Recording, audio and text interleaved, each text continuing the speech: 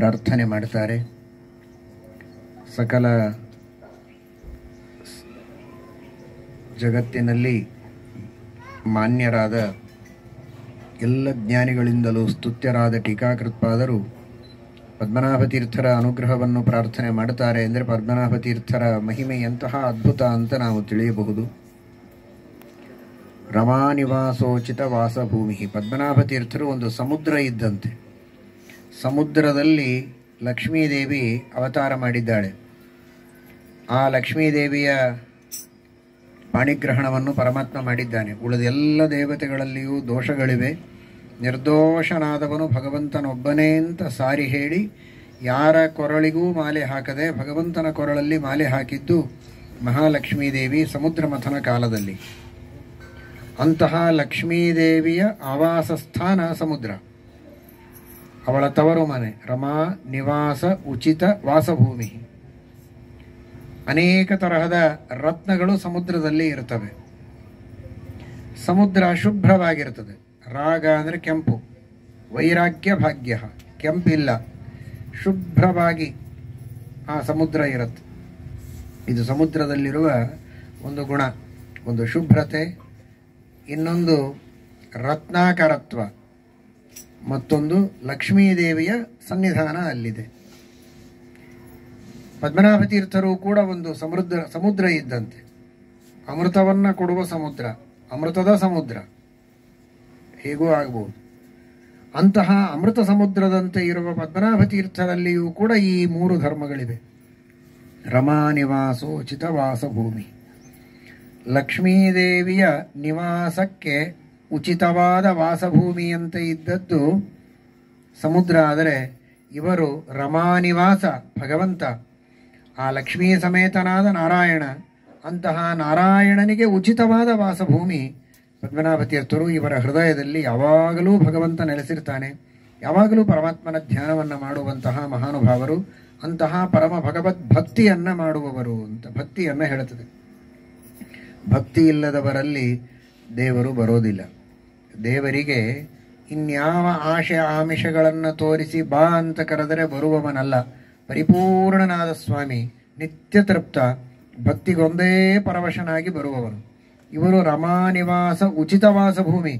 ದೇವರಿಗೆ ಅತ್ಯಂತ ಯೋಗ್ಯವಾದ ವಾಸಸ್ಥಾನ ಅಂತ ಆಗಬೇಕಾದರೆ ಅಷ್ಟು ಭಕ್ತಿಯನ್ನು ಭಗವಂತನಲ್ಲಿ ಮಾಡುತ್ತಾರೆ ಅನ್ನೋದಕ್ಕೆ ದೇವರು ಇವರಲ್ಲಿ ವಿಶೇಷವಾಗಿ ಸನ್ನಿಹಿತ.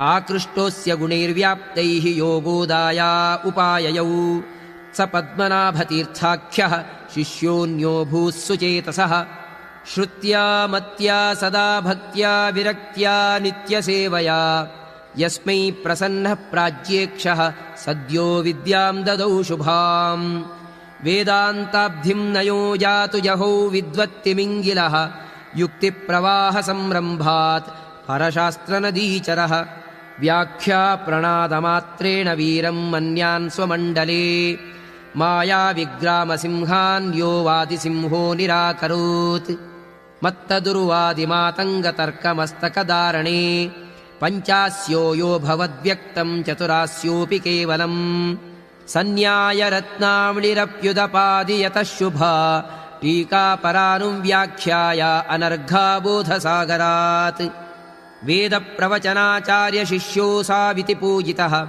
ಸಭ್ಯಃ ಸಭಾಯಾಂ ಯೋ ವೇದಂ ಯಾಚಖ್ಯೌ ವೇದಸಾರವಿತ್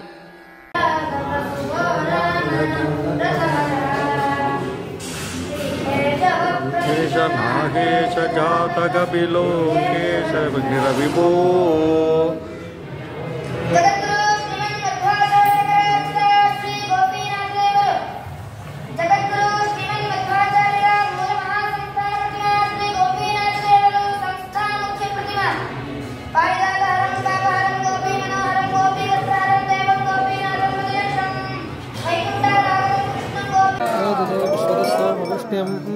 ಸ್ವಭಾವಾಜಸ್ಯ ರಂಗದೇ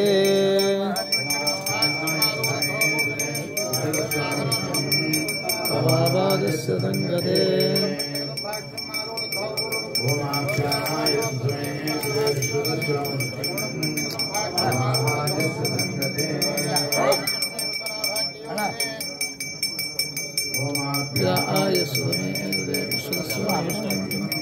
ಸ್ವಭಾವಾಜ